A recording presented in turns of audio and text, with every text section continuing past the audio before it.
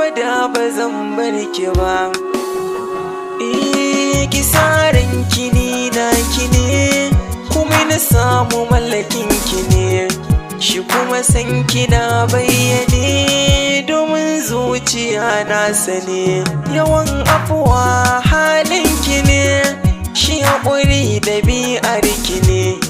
Don haka dore ki bani ɗan lokacin ki domin na bayyana.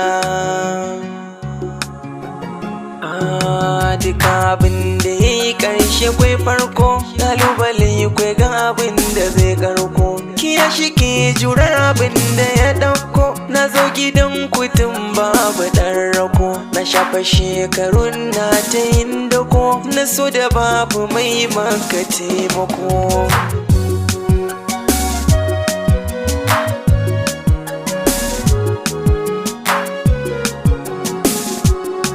Ki duba yadda zuciya ta yo sanko, kuma kika yi da nisan mazan sako. Ruhi nake bugawa da na aiko, ko baki yin fitowa ki ɗan lego. Zuciya ke ta soya kamar kasko, ki so ni dan jiki na yayo karko. Farin ciki a gun rabu na roƙo, domin ki so ni kar in zamo fanko.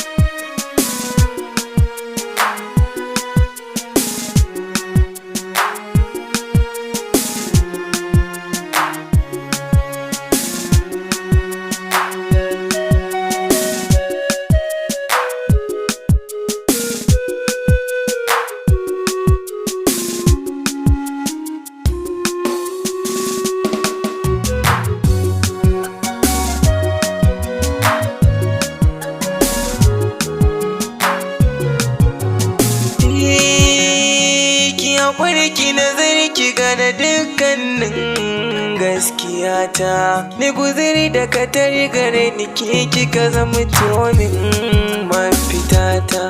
Mai gaskiya ke juriya ba maganar da take sayi yo fusata. Ki kwaikwayin ɗabi'ar halin damo, hakikanin batu duk na kinkimo. Daure ki so da hasken idaniya.